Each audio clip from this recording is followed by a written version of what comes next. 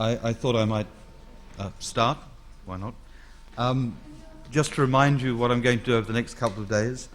Tomorrow I'm going to look at the work of Deleuze, and specifically the work The Fold, to try and work through part of that with you in relation to how it might be applicable to architecture. And on Monday at 5 o'clock I'm going to talk about Zemper, Kiesler and this Dutch firm Knox. And on Tuesday I'm going to try and wrap this whole thing up. And as I said, I will have tutorials if anyone wants to come and chat between 2 and 5 on Mondays in the office next to Mark Cousins, the number of which I don't know. Right. Today I want to look at a number of particular architectural projects, specifically, and maybe for you bizarrely, the work of the Slovenian architect Pletchnik, and I want to look at Pletchnik in relation to some contemporary architects. I do this for a very specific reason. If you remember the first lecture I gave, I said to me, the problem of the appearance of modern architecture occurs in the late 1820s, when Heinrich Hubsch writes his pamphlet In welchem Stil sollen wir bauen, in what style ought we to build.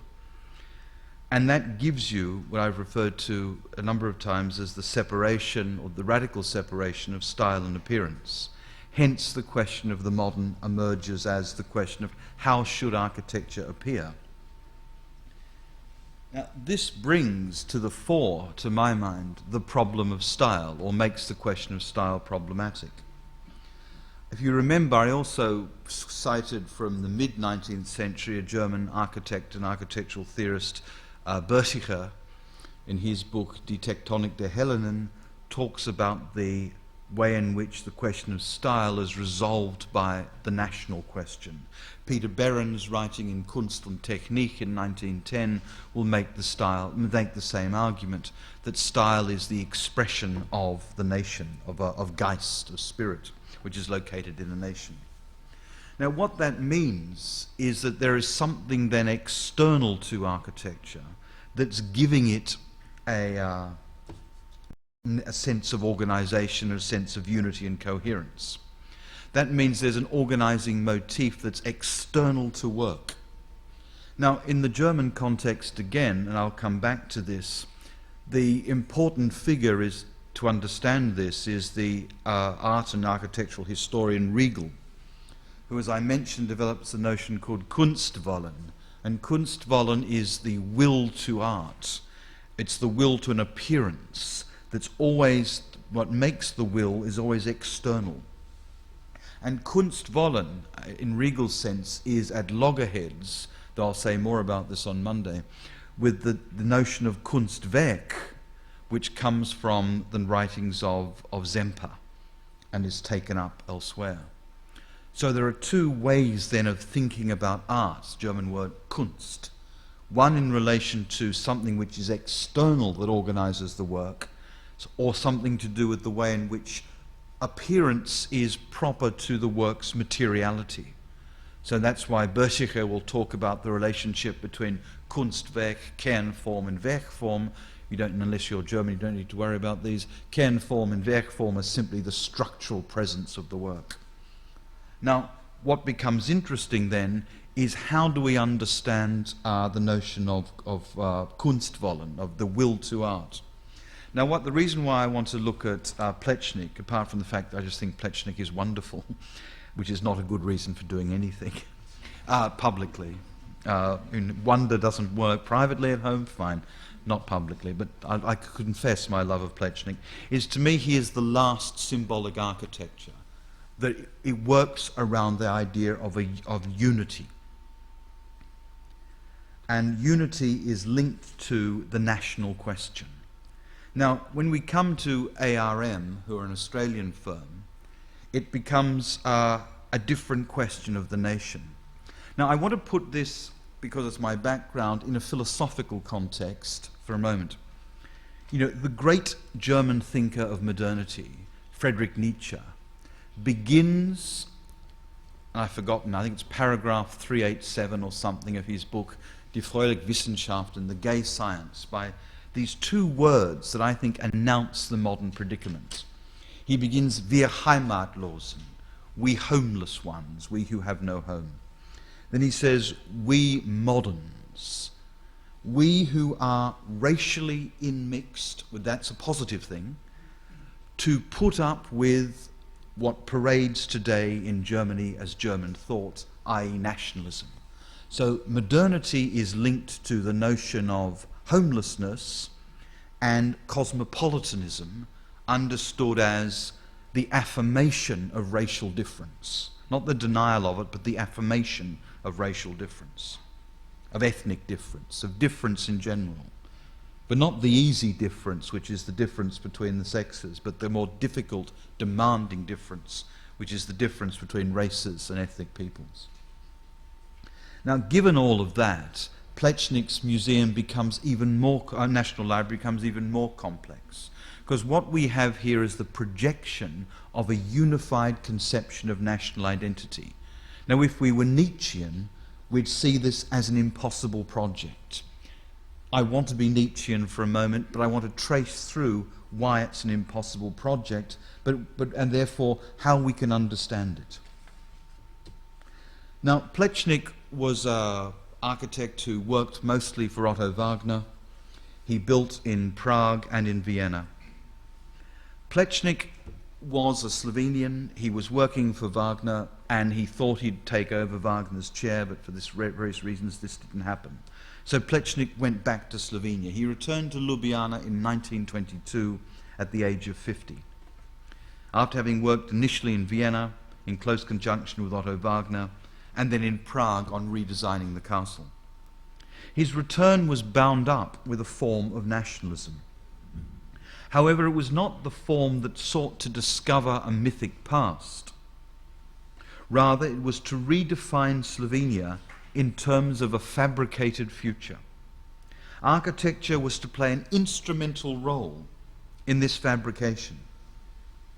His project was to shift the gaze away from a concern with either the Austro-Hungarian Empire or Pan-Slavism, and thus a conception of nationhood defined by the geography of that region, or a more extended, though less precise sense of ethnic identity, by moving it towards the Mediterranean, a construct of the Mediterranean.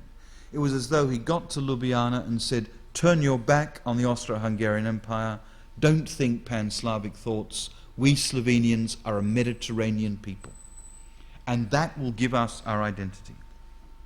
For Pletchnik, what became important, therefore, was an attempt to redefine Slovenian national identity by the use of symbols and ornamentation, a close interconnection of modernism and the resources of style to bring this about.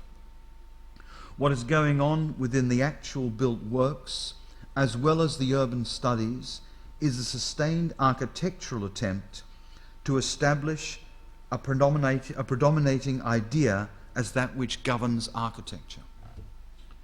This is the place where architecture is defined by an idea, and therefore the notion of Kunstwollen is fundamental to understand it. And just forget the word Kunstwollen is German. Just think it's an English word. Or if you're German, just rejoice in the fact that it's now become an English word. Kunstwollen simply means the will to art, but always external to the work. It's what allows Geist or spirit to show itself in work. Idealism can construct a conception of architecture, therefore, and a related practice, as much as it can produce a theory of art and architecture.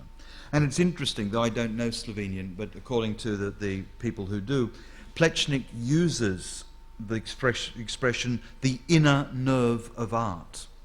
And this is a formulation of his. Now, I have no idea whether Pletchnik knew of Riegel, but it's very interesting to think that Pletchnik identifies an impulse, a pulse, something working within art, which he calls the inner nerve of art.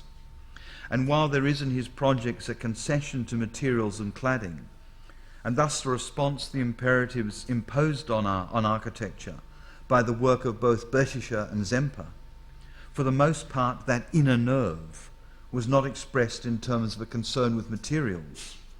let alone with material functioning to realize certain effects, but in the manipulation and deployment of symbols. The dominant use of symbols almost subordinates the role of materials, and thus of tectonics, in establishing the relationship between the idea and the architectural object. This position can be readily identified both in the interior of buildings, if you look at his plans, but equally on the exterior.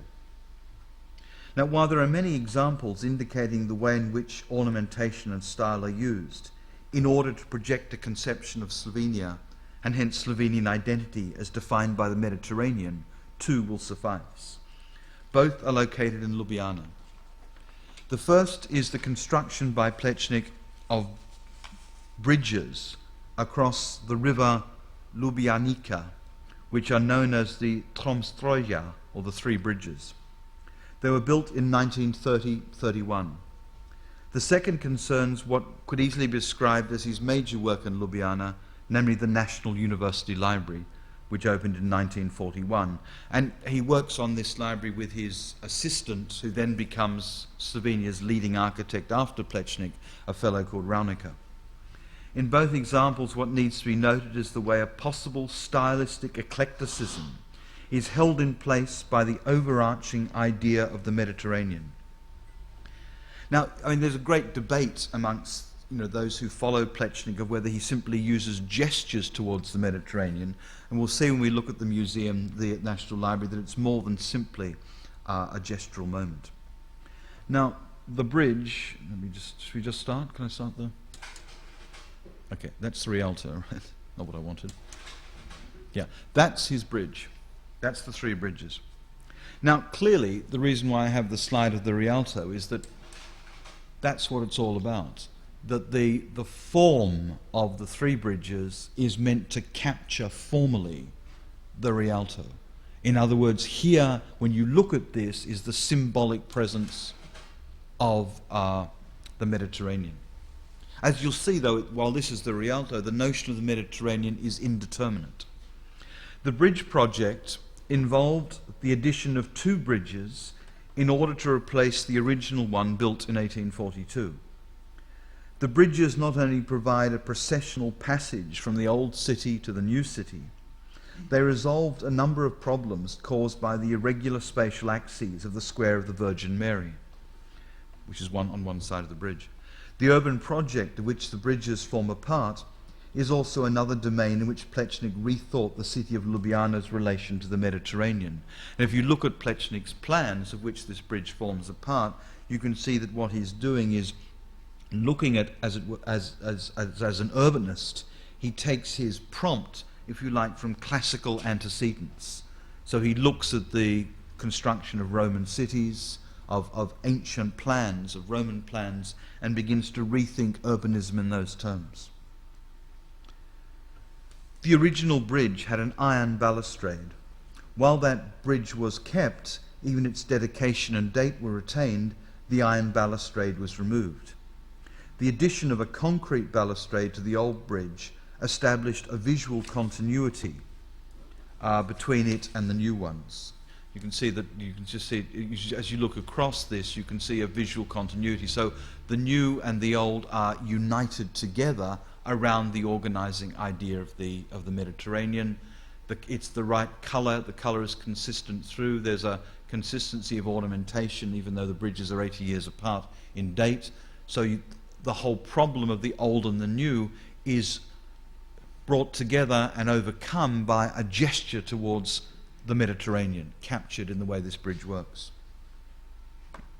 The continuity which is there in appearance and in the colouring effaces, therefore, a temporal disjunction between the old and the new. However, this on its own is a minor consideration, since what is more important is the way in which the visual simultaneity of colour and appearance work to recall the Rialto in Venice.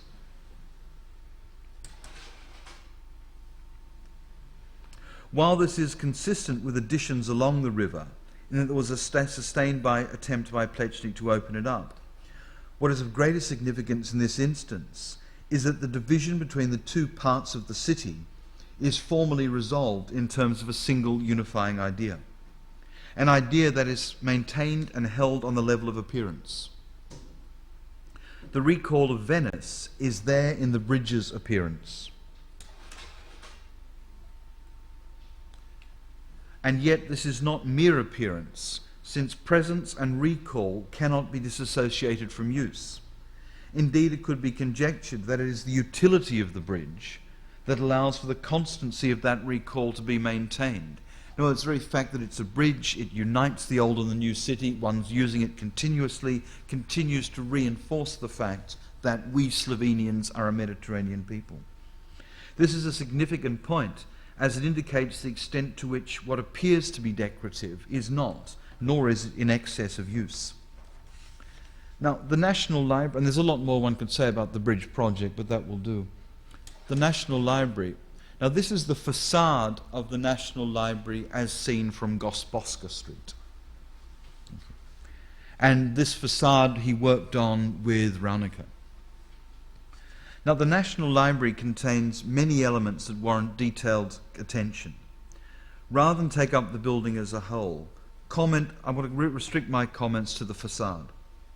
Now, what's interesting about the facade of the many things is that 5 apparently incoherent elements cohere.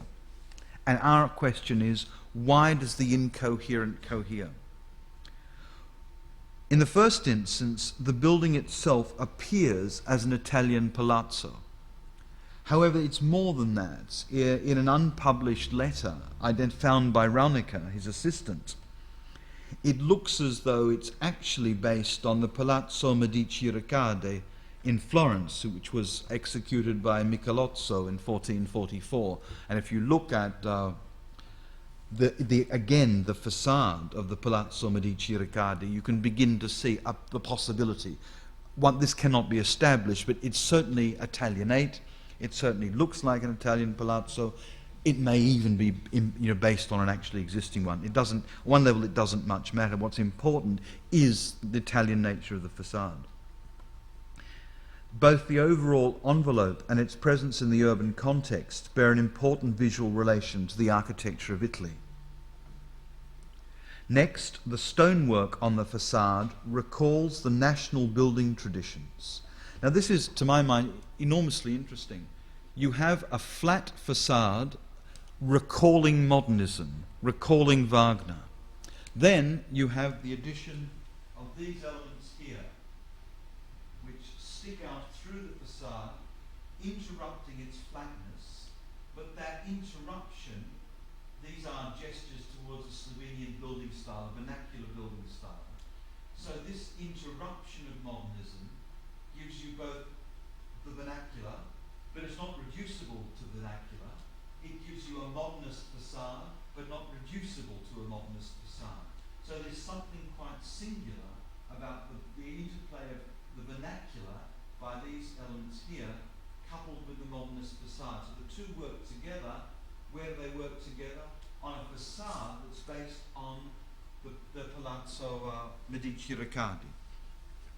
Or if not, then certainly an Italian palazzo. So all of a sudden, we have an Italian facade, we have gestures of vernacular architecture, inherently Slovenian, we have the flatness of facade announcing a non-nation-based version of modernism, obviously recalling Wagner.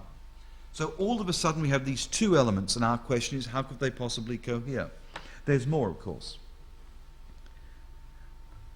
In addition, though as part of the facade, there is a single ionic column that dominates one corner. And it doesn't just dominate. Look at the size of the column. Look at the question of scale in regards to the elevation. Look at the size of the column. This is the entrance to the library. I think look at the size of the column in relation to the size of the elevation itself. I think I've got more details of these. That's the top of the column. This is also a statue of Moses on the facade. Oh, no, that's not. And there are, in addition, Etruscan vases on the facade. Now, the final two elements are the Etruscan vases above the doorway And you can't see them very well, but down in here there are some Etruscan vases. And don't forget, Etruscan is pre-Roman. So it's not simply Rome, but it's pre-Roman. The final two elements are the Etruscan vases above the doorway and the statue by Lozzi Dolina of Moses between them. Now, many commentators link the statue not just to Pletchnik's religious commitment, but also to Moses' destruction of idols. Objects should have a spiritual value. The statue is, however, more complex than its simple religious dimension.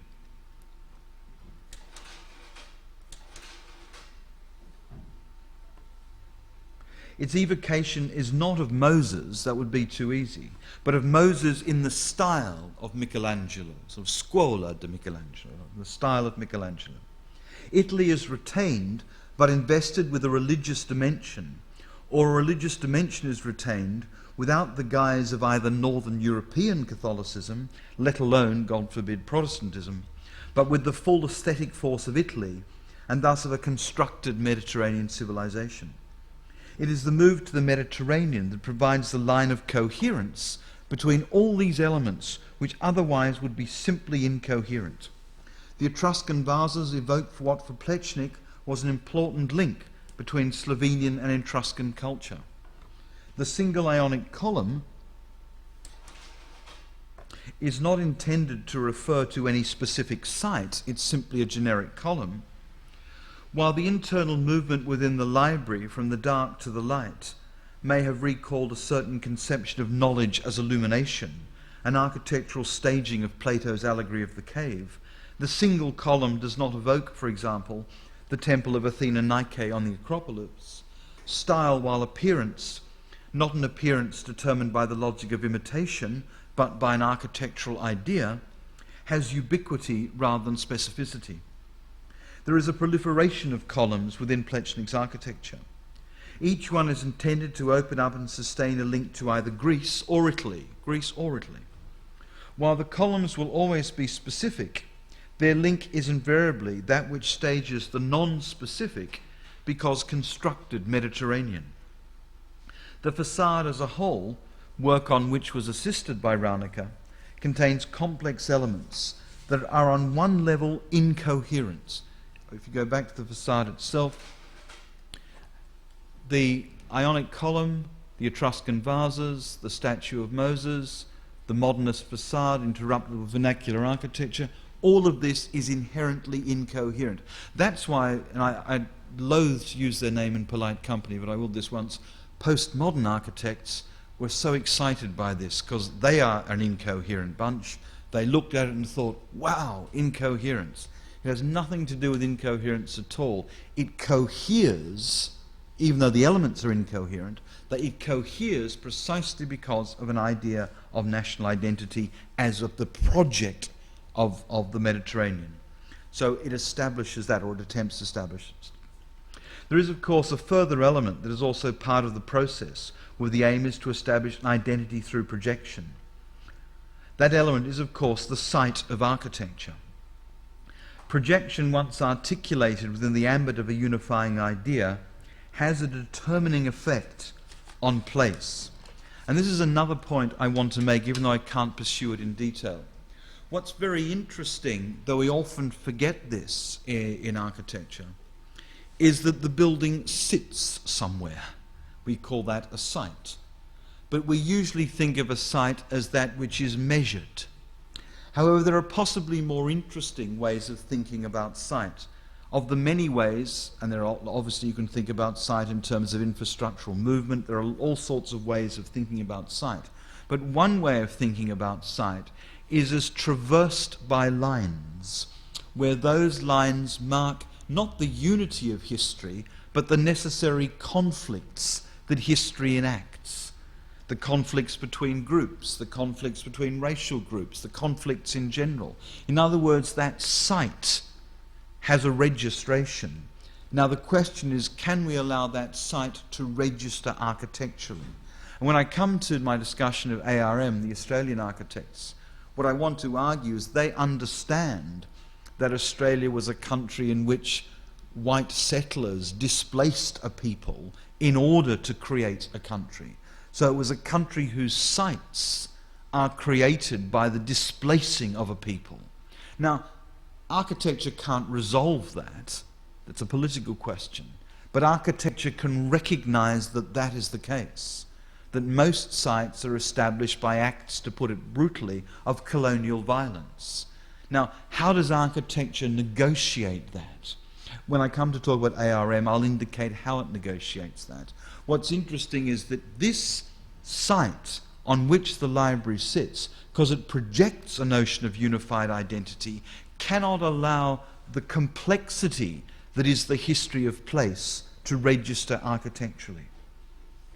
And I think that becomes very interesting, because one of the problems that we always have in thinking about architecture is how do we think the place on which it sits.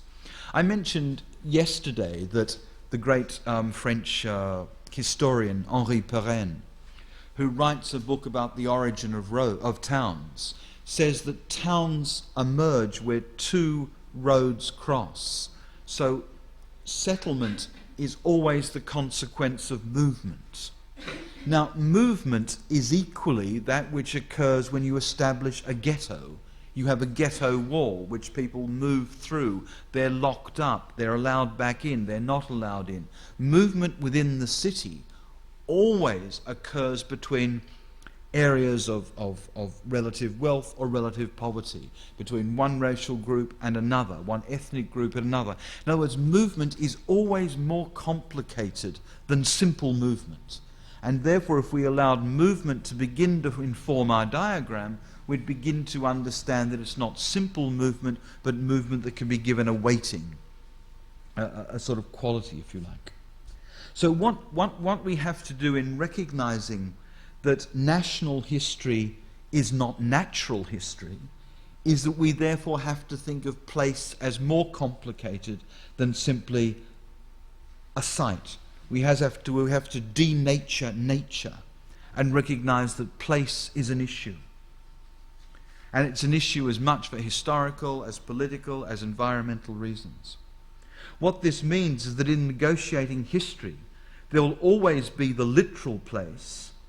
Nonetheless, it will always be the case that henceforth such a place will come to be invested in and traversed by lines and determinations that cannot be reduced to literal presence. Once sight is allowed that complexity, it no longer forms part of the nation and thus part of a nation's natural history. We denature it. And demand a different conception of history. Sites become a locality, and their concerns therefore become regional. The local and the regional become lines through the nation that undo a notion of the nation as unified. What allows for the move from this moment is not a critique that operates on the level of ornamentation. More is involved. What emerges specifically is the impossibility of maintaining a conception of national identity delivered through the operation of symbols and unified by the idea of the Mediterranean. So the argument would have to be is that because of the insistence of a certain understanding of place and site, because of the operation of symbols that cohere around an essentialist conception of national identity, this becomes both a possible and then an impossible architectural project. And it becomes very interesting for that precise reason. Its impossibility today leads, and that's why I quite like these apocalyptic moments. This is the last moment of symbolic architecture. It's over with this. Therefore, is it possible today to use symbols in architecture? Given that this becomes coherent around a unified essentialist conception of national identity, a conception of national identity that we moderns don't believe in. We affirm the opposite. We affirm our placelessness, our racial inmixing. We refuse essentialist conceptions of national identity or identity in general. Every notion. There's a wonderful Australian author called Patrick White who wrote a book called The Twyborn Affair. as you read it, you don't really, if you forget whether the sexual attraction is between men or men and women. In other words, the identity of sexuality is so blurred in that book that it's not simply one versus the other. It vanishes. That extraordinary film by Cronenberg, Crash, upsets our idea of the erotic link to abled or disabled bodies. In other words, it dissolves the opposition between the abled and disabled and repositions it in another way. There's example after example after example to indicate that the fluidity of identity positions can never be given in terms of simple oppositions, let alone notions of essentialist ideas of national identity.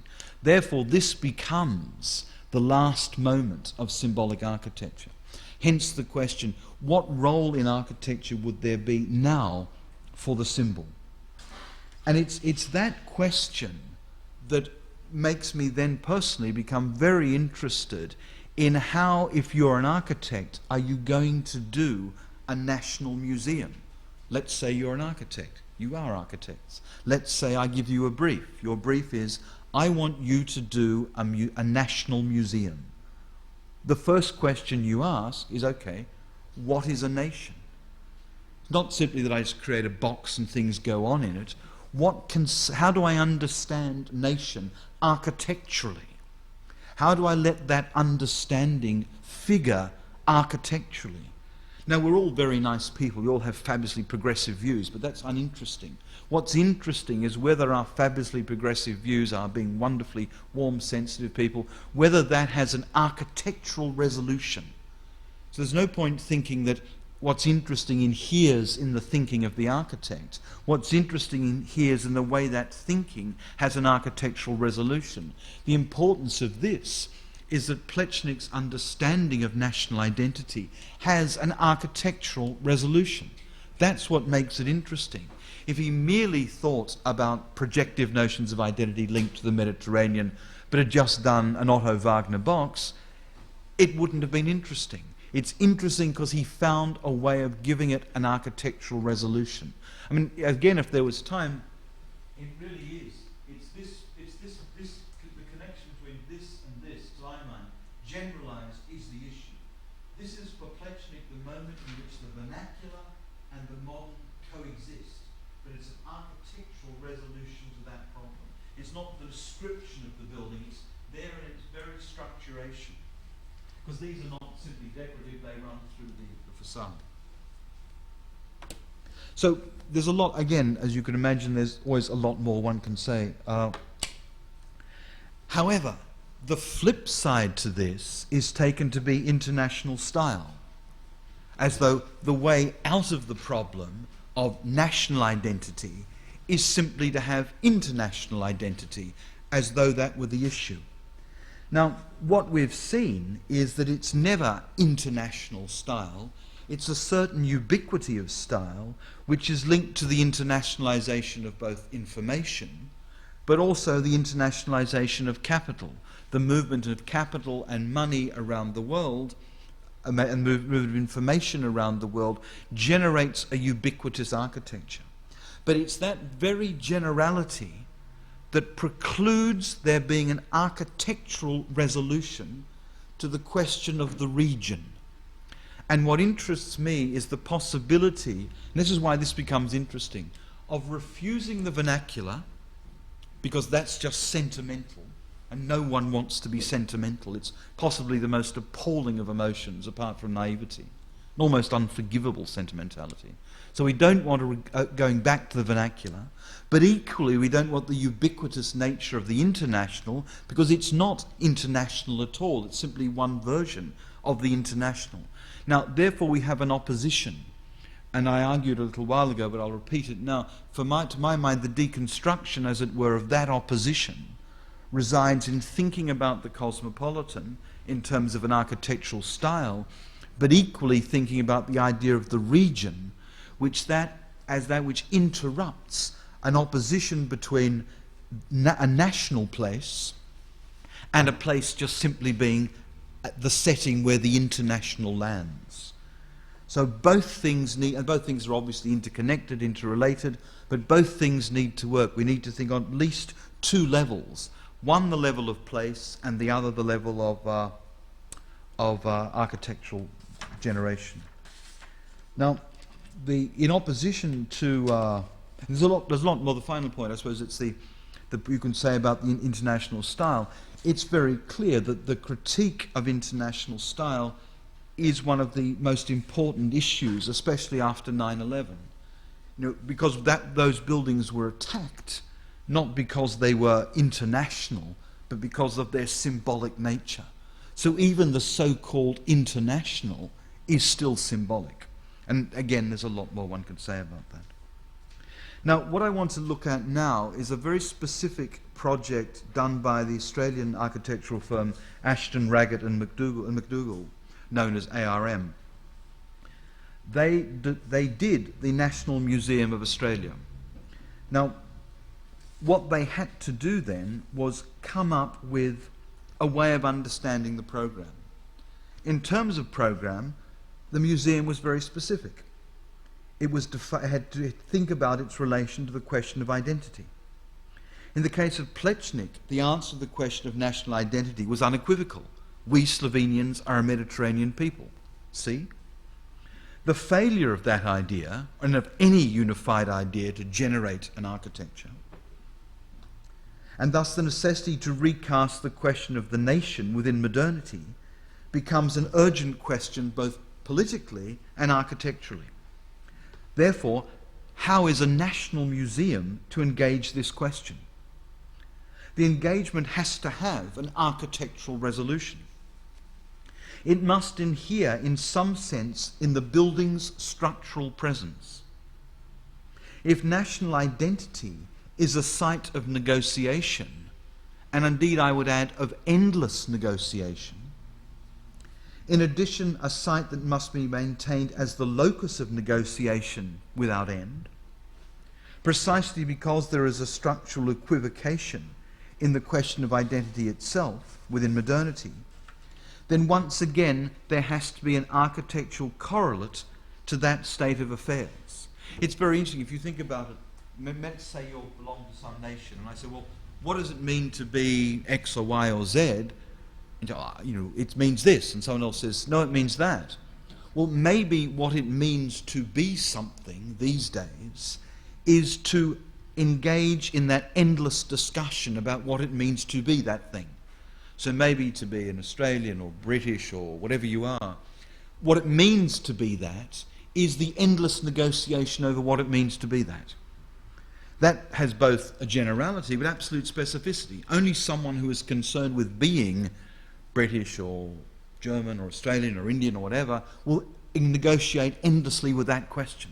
But that site of endless negotiation becomes a way of thinking about the nation.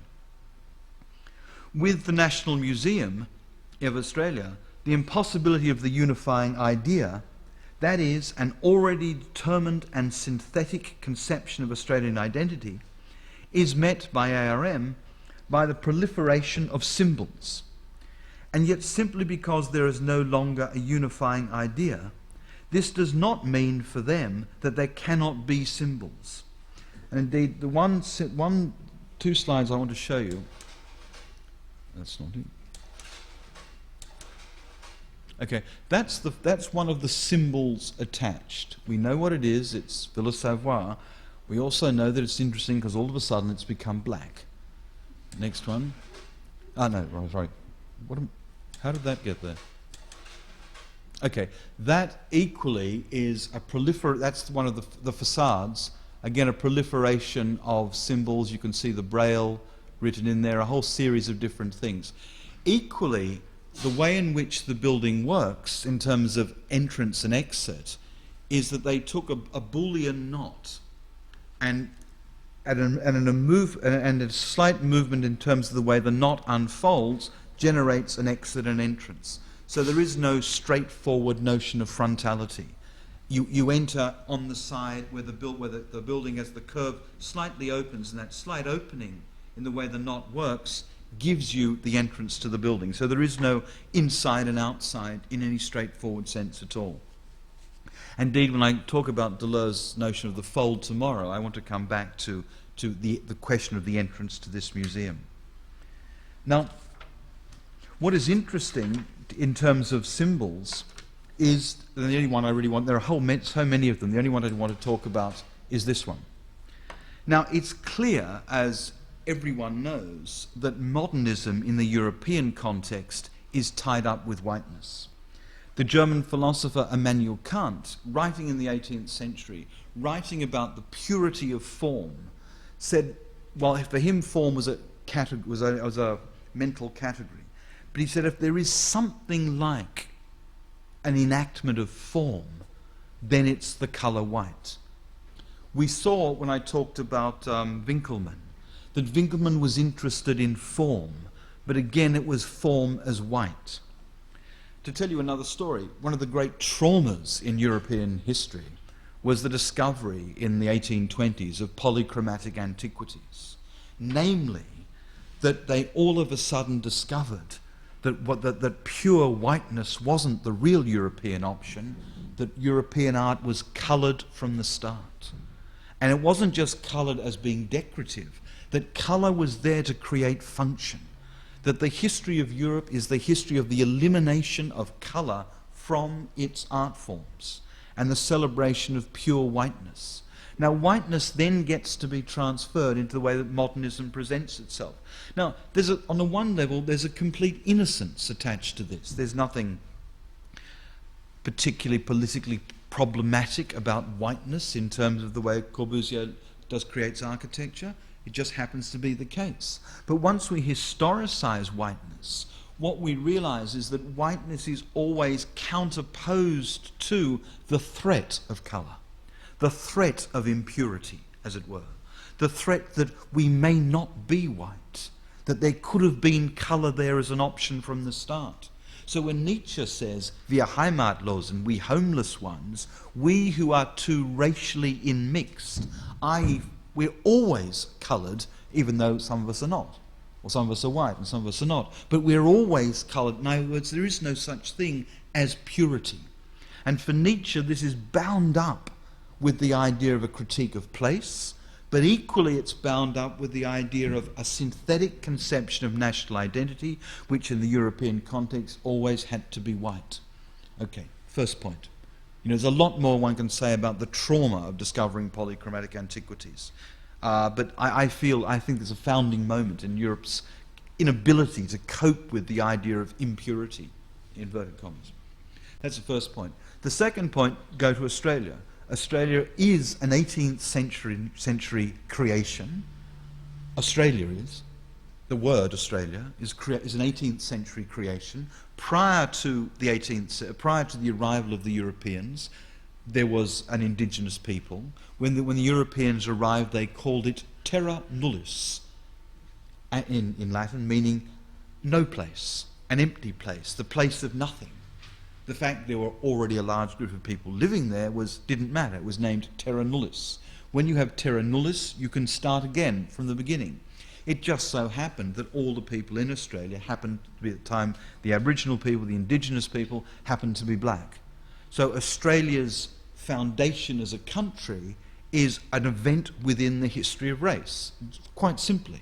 That doesn't mean that anything necessarily follows from that, but things do follow from that, but it has to be seen as an important part in the history of race.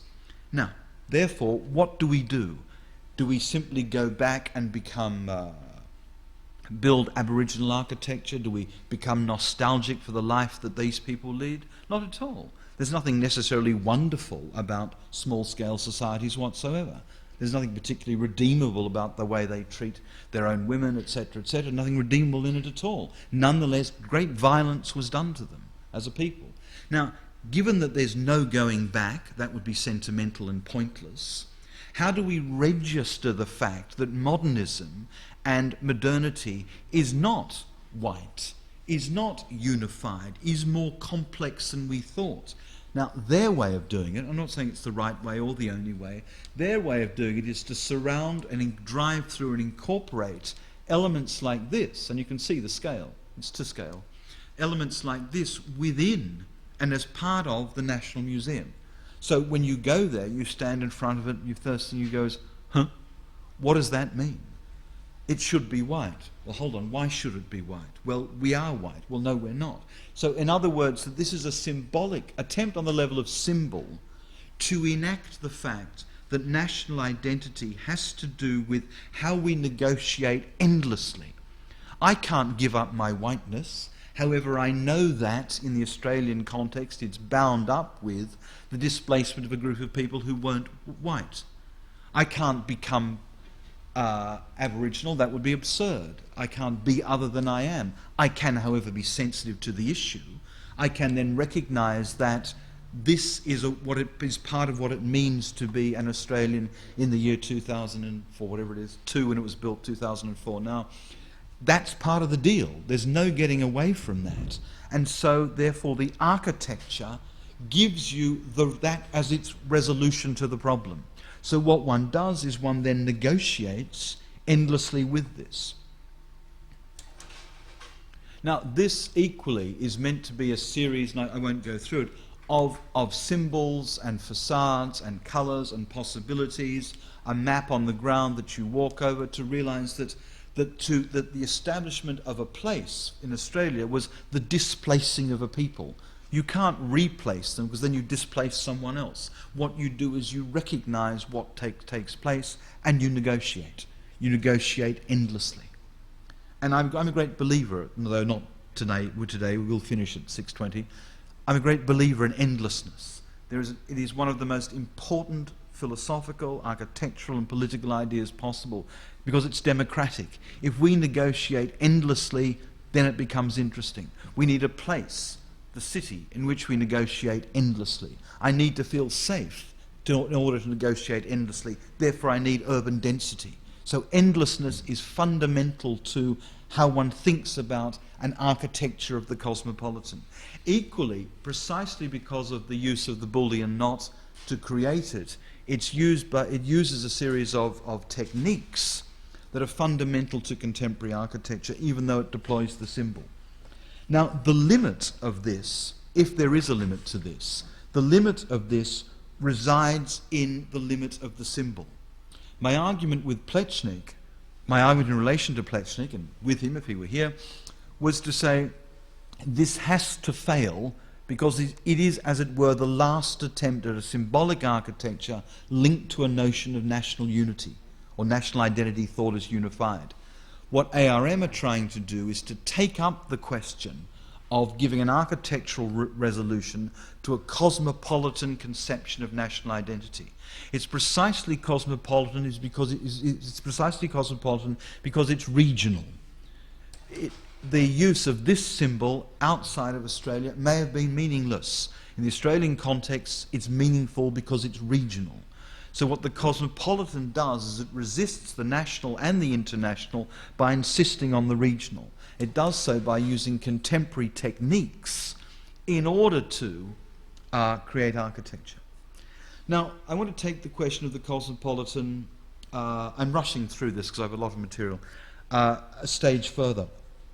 I want to talk now about one of my real obsessions, and that's the question of the surface. Because I want to argue that there's another way in which we can think about the notion of the cosmopolitan, and that is in terms of what I would call, though I'm sure people much smarter than I have already used the expression, a visual urbanism. I want to argue that a visual urbanism is a way of thinking about an interruption of an urbanism of the brand versus an urbanism that is linked to the nation. If we go back all the way to this, now what interests me, just as an aside again, is the dumb way, well not the dumb way, the not so smart way of thinking about architecture is that it's the relationship between the exterior wall, the facade, and what takes place behind it. That's what architecture is. It starts here and moves back through. Okay? Now, the not so dumb way of thinking about architecture is to say that it starts here, wherever here is, runs through this guy, this exterior wall, and it goes out the back. In other words, that architecture is as much concerned with that movement as it is to the movement back. And if we were, that's what I wanted to draw, I can't. If we were drawing a line, okay, this is a line,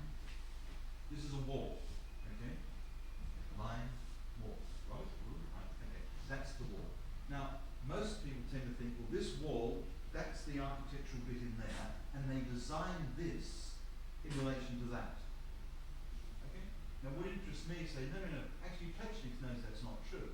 He knows that the movement of design takes place that way and that way. You don't have to be very clever to do this. I mean, think of the Centre Pompidou. The architectural piece of genius of the Centre Pompidou was raising the pavé in front. 3 degrees, whatever it was. But that raised pavé creates that as an architectural space. That space in there with the raised pavé, the exterior facade of Centre Pompidou, the raising of that creates it as architecture. They knew that you run right through here as architecture. So does Pletchnik. He knows that the projection of that into the urban field creates a visual urbanism. But it's a visual urbanism linked to the question of national identity. Now, equally, we find visual urbanism everywhere, linked to what one would probably call an urbanism of the brand. You see the Seiko sign, the Nike sign. They're gorgeous, they're wonderful, they're utterly seductive because they're advertising. But it's the urbanism of the brand. What interests me is the possibility of thinking of visual urbanism, namely the projection of this into the urban fabric that, as it were, deconstructs the opposition between the brand, which is Nike, Seiko, it's everywhere, it doesn't matter what country you're in, it's the same brand, that deconstructs the opposition between the brand and vernacular. And therefore, that becomes the work of surfaces. But it surfaces now as the literal surface that has a projective quality. Now I want to show you 2 surfaces, no, actually 3 surfaces, by two different groups of architects.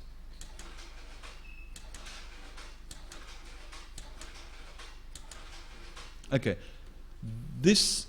I'll show you the images and I'll tell you who they are.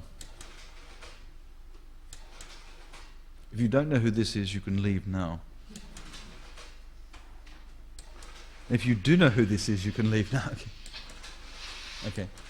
The first 2 are by an Australian company called Lyons, and these are buildings at Victorian University in Melbourne, and they're digitally mastered surfaces with enormous use of. I'll explain more about it in a moment.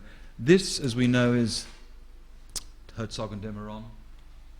This is Eberswalde. This is the library in Eberswalde. This surface is created in conjunction with the artist Thomas Wolff.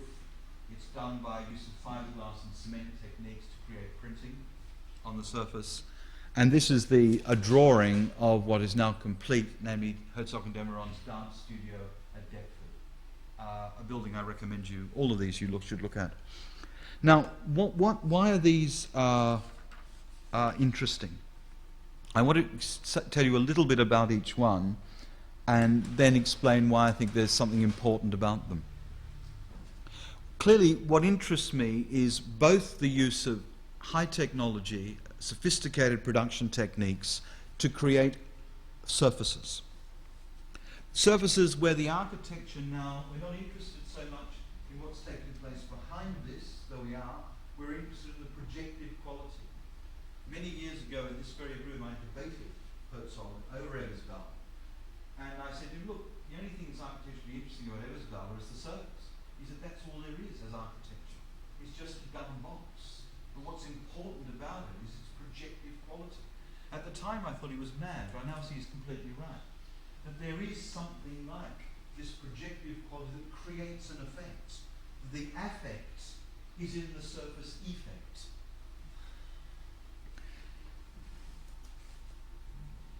So what we need to think about are these literal surfaces. In order to develop this point, I want to consider these 2 projects. The first is Herzog and de Meuron's Eberswalde Library, and the second is the Online Media Centre at the St Albans campus of Victoria University in Melbourne, Australia, by Lyons, which is this. Both buildings are the consequence of contemporary production techniques. In the case of the Online Media Centre, the surface is constructed out of a compressed sheet cladding system using Eutherane paint, while the production of the surface design involved CMYK digital processing. The building is used to house computer laboratories. In regard to Herzog and de Meuron's library for the Eberswalde Polytechnic,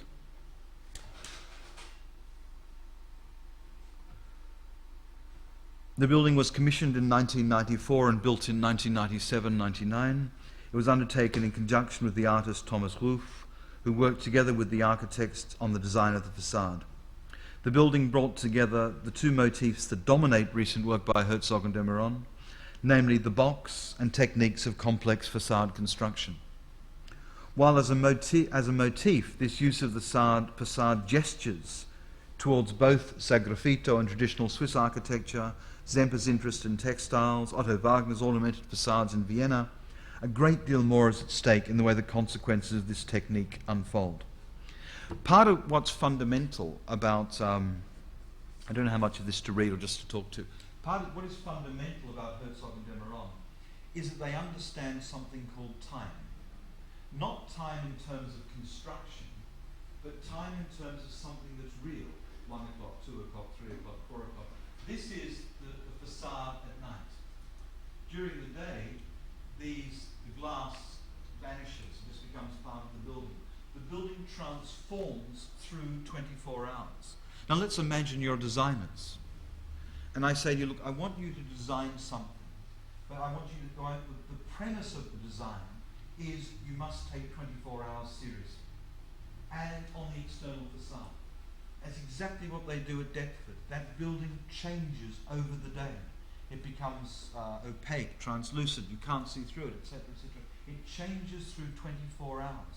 That's no mean feat, I think of how, given that the building projects itself into the city over 24 hours, how can we make it adapt to those 24 hours? Most of these don't. They either flood-lit or they get dark, etc., etc. This transforms through the 24-hour period. This use of fiberglass and cement here holds light in very interesting ways. And it looks quite different when it's wet, when it's dry, during the day, during the night. In other words, the surface is, as it were, a site of movement, a continual filmic projection into the fabric. Therefore, it's creating what I want to call a visual urbanism. And if you were giving the brief to an architect, you'd say, look, what I'm interested in is, look, forget program behind it for the moment. What I'm interested in is the creation of visual urbanism. How do you do that? Well, this would be one way of doing it. Now, in regard to Lyons, these buildings, while isolated at the moment, open up a whole series of possibilities. While the buildings allow for a new presentation of a computer laboratory, in that the surface allows for the presentation of a coloured facade, while maintaining at the same time a consistent temperature necessary for a computer laboratory. So actually all of this is functional. Once the images are stilled, so it works it works functionally. What we can do is begin to recognise that whilst this is yet to be linked to other buildings, to the extent to which it can be, what becomes interesting is that this as a frame, as a still, gets released. Imagine I've got a film and I'm unfolding, not a DVD or an old-fashioned film, and I grab it and I just say, well, that's the still, that's what you see. But if I release it, it rushes into time. And that rush into time would be a way of thinking about how one creates a visual urbanism as a movement through time. Now, allowing for a visual urbanism introduces a further element that works to redefine place. This does not occur because of some inherent truth about places revealed. Lines of differing speed and intensity, objects are articulated within, forming part of them. Lines carry traditions of conflict, agreement and negotiation. Lines, therefore, carry the truth of place. Truth, not revelation, but actual truth. In addition, emphasizing speed allows for the ineliminable presence of the urban as the locus of human sociality to be noted. And again, the point I would make very strongly about this is that, to go back to the point I keep making, there is no such thing as space. This wall creates the space. Therefore, the question is, what is the quality of the space that this creates? For architecture, there is no such thing as space. This does not occur in space. It creates a space. Therefore, what's the quality of the space that it's created? Now, part of the argument I would give is that we are urban beings. That's the truth of our sociality. We are polis dwellers. We live in the city. Our bodies are positioned by walls, exterior walls.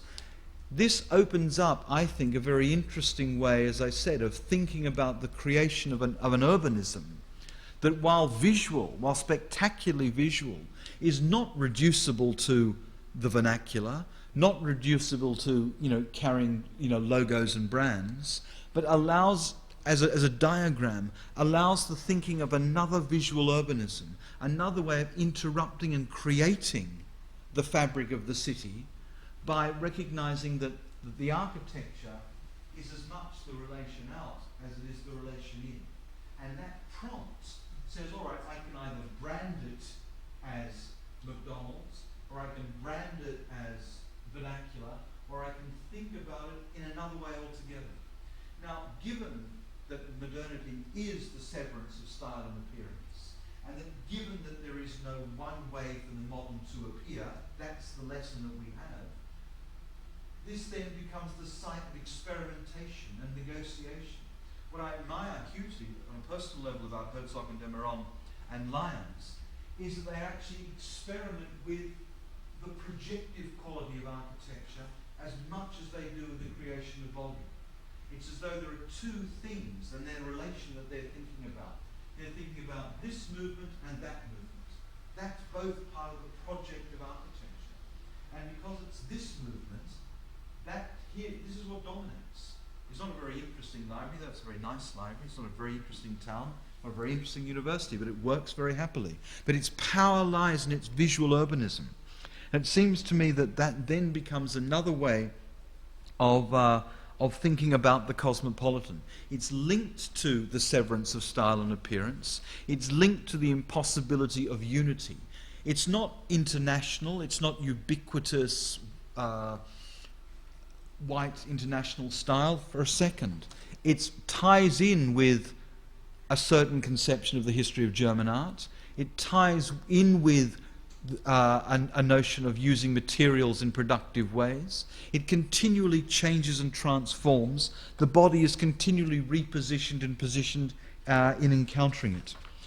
The encounter with it, therefore, is always different. There's always something else going on. So moving away from Pletchnik, moving towards concerns like this, something happens that hadn't happened hitherto.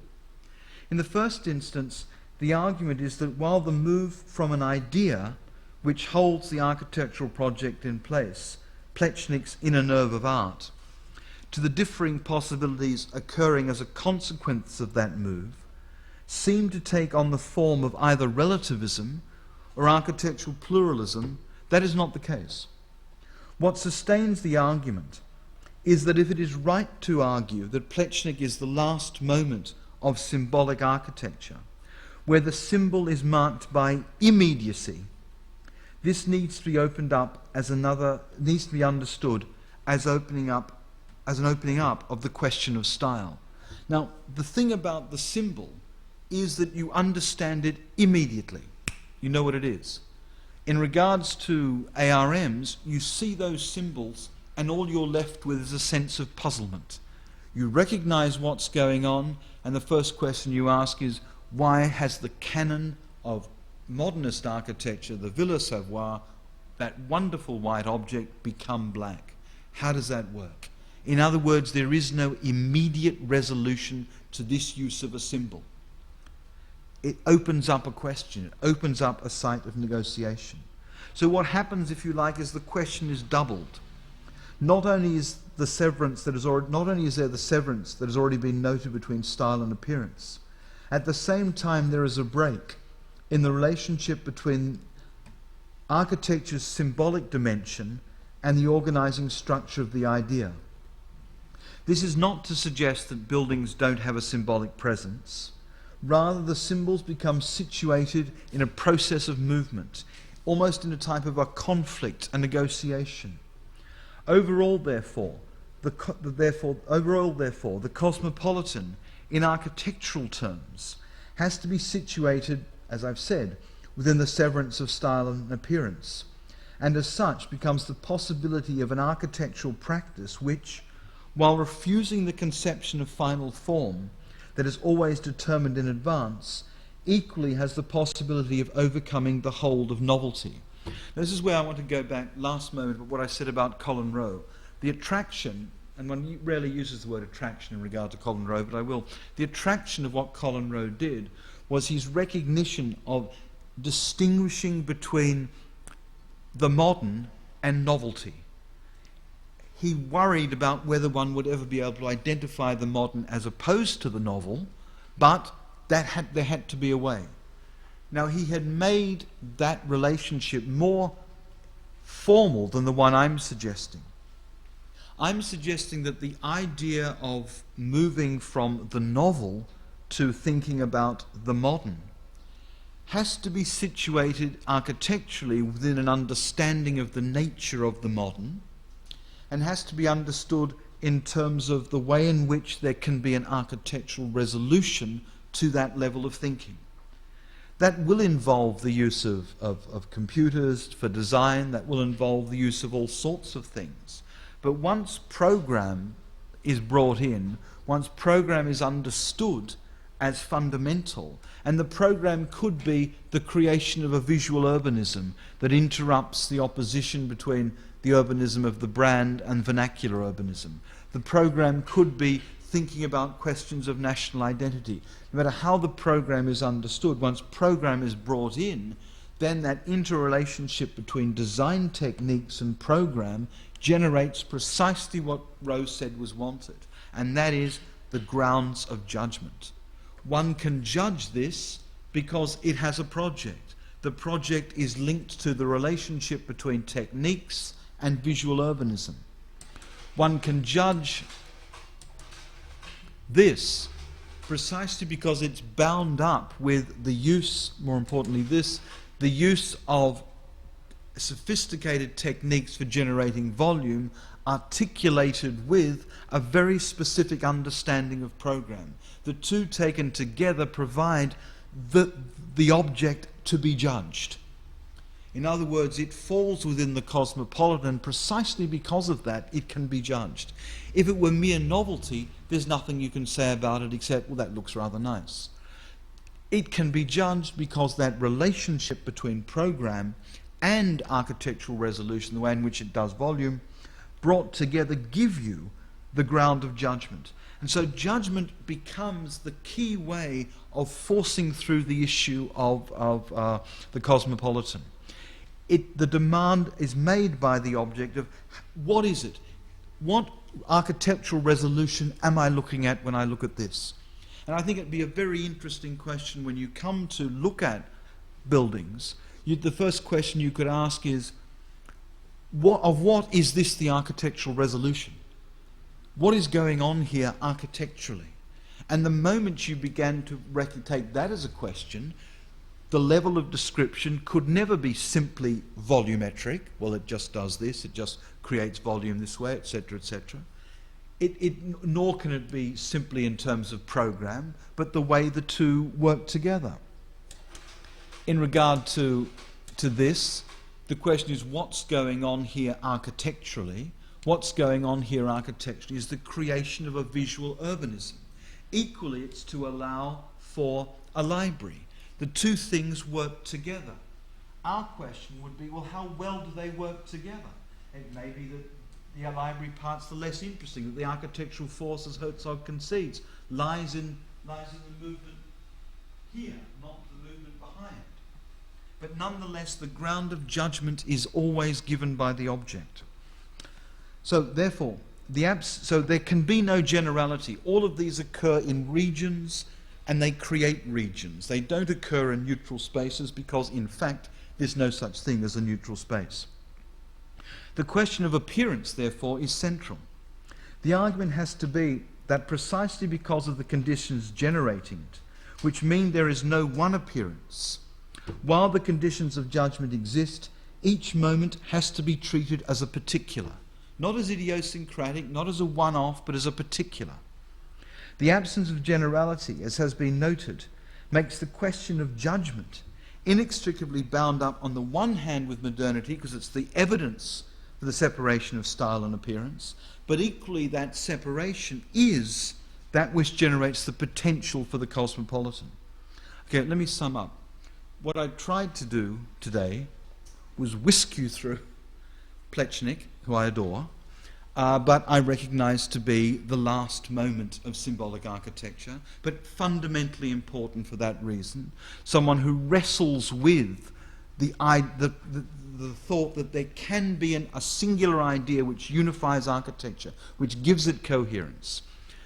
The architecture doesn't fail, that idea fails, therefore the architecture becomes quite literally irrelevant. It becomes a historical moment we've gone past. Its beauty remains, the cleverness of the construction remains, but it is over as an architectural project. Finish. Next point. Can symbols still exist? Yes, symbols can still exist, provided they're linked to, one, the impossibility of unified conceptions of identity. Therefore, symbols have to become overdetermined, they have to become problematic. Secondly, yes, symbols can exist if they create architecturally spaces for endless negotiation. And I would argue that that's precisely what the forecourt gives you. Then I move to say, well, look, these are so directly linked to program that maybe there's a way of being slightly less driven by problems of ideas and identity, etc., and thinking about the cosmopolitan. I said, yes, there is. One can make the claim that if you accept as a premise that equally part of architecture is a building's projective quality, therefore it's the relationship between the outside to this exterior wall that is equally an architectural question. If you accept that as a premise, then the point is that what we have to worry about is the way in which a building is urban. Therefore the question is, how do we think of visual urbanism? And I argued that what buildings of this nature do is interrupt the opposition between an urbanism of the brand and an urbanism of the vernacular, and therefore become a way of thinking about the creation of urban bodies which are neither national nor international but regional, are a part of the fabric that encounters this. Equally, I said that, though parenthetically, that what amazes me about this is the way it deals with the question of time. It's rare that, I mean, Jeff Kipnis once wrote this article about Herzog and de Meuron that said, I hate to say this, and I'll only say this to my friends, but I actually like Herzog and de Meuron. Because if you're a sort of blobby sort of person, you can't like Herzog and de Meuron, but actually we do. We don't quite know why, but it's pretty. But it's actually more than that. It's actually very clever. They actually understand not so much anything interesting about program, the creation of volume. They understand that buildings have an implicit urbanism that can be affirmed. The affirmation of that urbanism is it's there in its visual form. I tried to indicate that precisely because there's the severance of style and appearance that marks the modern, the incorporation of these differing elements are not the side of pluralism, though they are. They're not the side of relativism, God forbid. What they are sites of the creation of sites of negotiation, a complex urbanism that affirms the complexity of life. Equally, ARMs resists the idea of the purity of national identity by allowing today something like a national museum. So taken together, therefore, if there is such a thing as a cosmopolitan architecture, these aren't examples of it, as though there's an it of which these are examples. This is it. And there is no one way in which it continues. It just continues. As will I tomorrow at 5 o'clock. Thank you.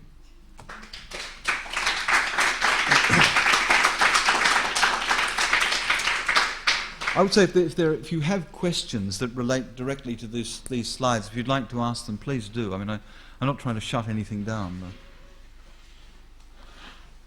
Though I would always add it's not compulsory in case you don't want to. But please do if you wish. No, fine. Okay, 5 o'clock tomorrow.